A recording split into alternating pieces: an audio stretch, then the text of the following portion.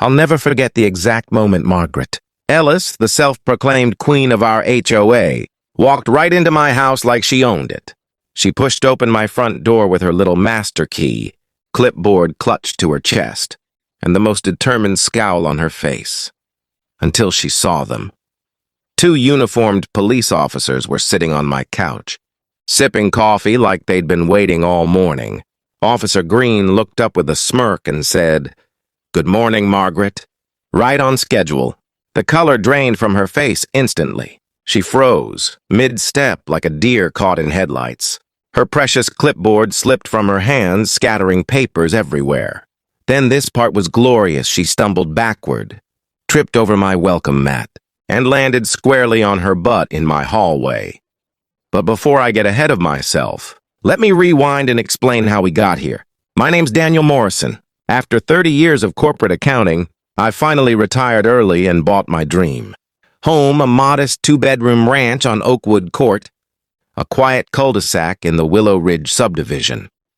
I pictured peaceful mornings with coffee on the porch, maybe chatting with neighbors about lawn care or bird feeders. I didn't picture Margaret Ellis. Margaret is the HOA president. And if you think that sounds harmless, you've never met a woman who treats her position like it's a seat on the Supreme Court. She's in her late 50s, wears blazers so stiff they look like they're made of cardboard, and carries around a laminated badge that says HOA President. Maintaining standards since 2009, she showed up at my door exactly 2 days after I moved in. "Mr. Morrison," she said without so much as a hello, "your mailbox is 3/4 of an inch too tall." I stared at her, thinking she was joking. She wasn't. She actually had a tape measure in her hand.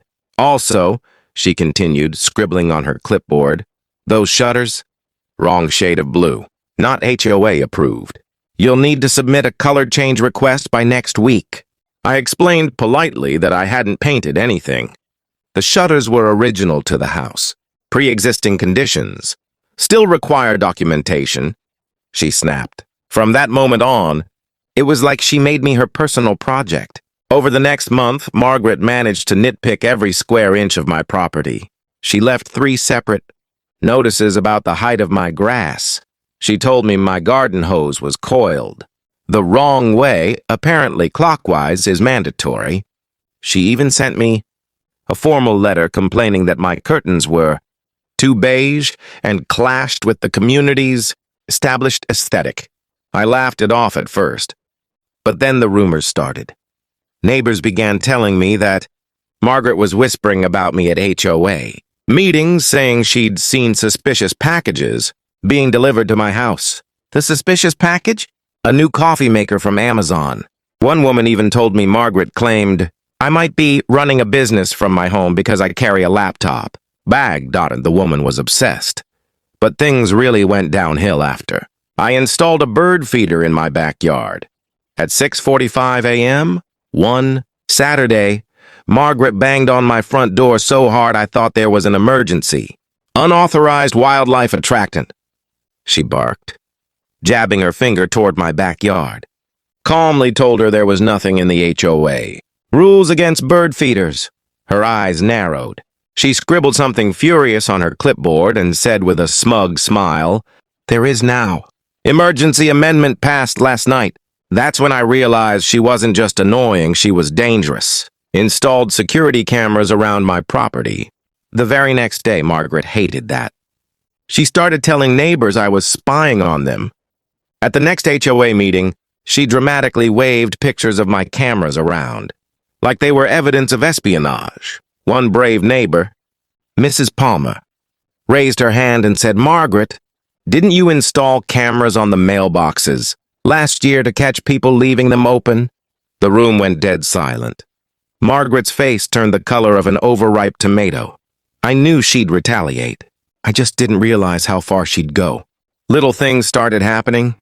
My trash cans would be in different spots than I left them. My doormat was moved.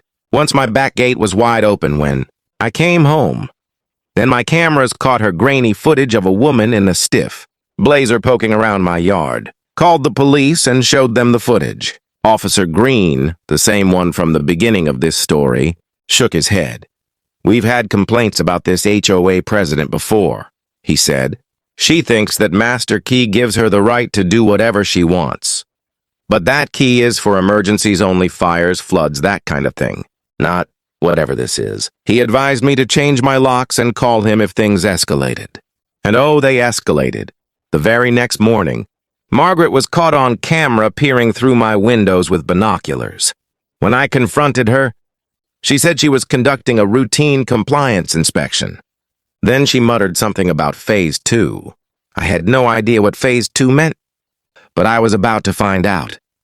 I called Officer Green and told him everything. He suggested documenting everything, and I decided to take it a step further. For 3 days straight, I faked going to work. I'd leave at 8 a.m., circle around the block, and sneak back in through the alley.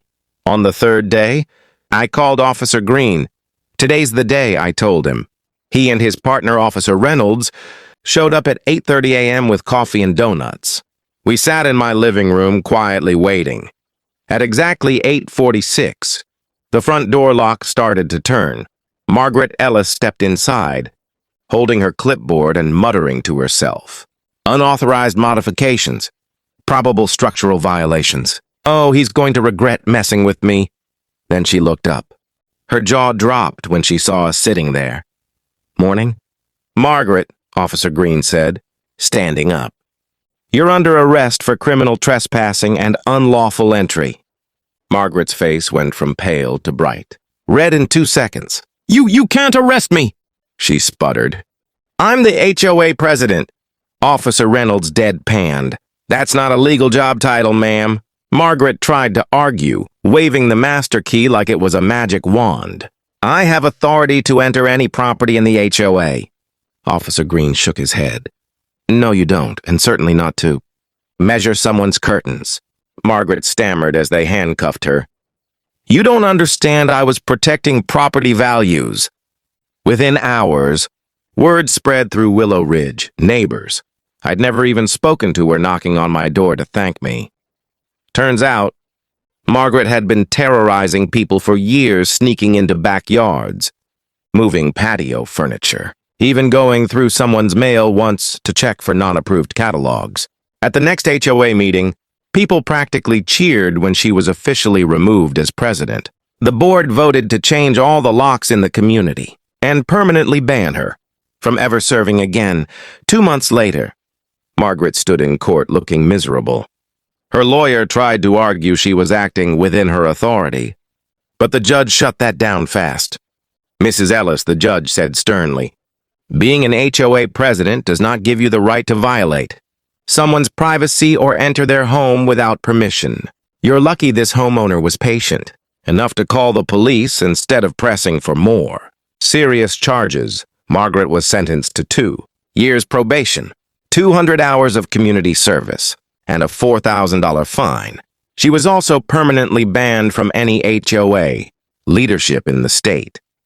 When the sentence was read, she turned to me with tears in her eyes. "I was just trying to protect the neighborhood." The judge didn't miss a beat. "The only thing you've damaged, Mrs. Ellis, is your own reputation. Life in Willow Ridge is much quieter now. Without Margaret lurking around with her clipboard, neighbors are friendlier. Mrs. Palmer even brought me a pie as a thank you. As for me, I finally get to enjoy my mornings with coffee on the porch, no tape measures, no violation notices, just peace and quiet. And every time I see my bird feeder swaying in the breeze, I can't help but smile.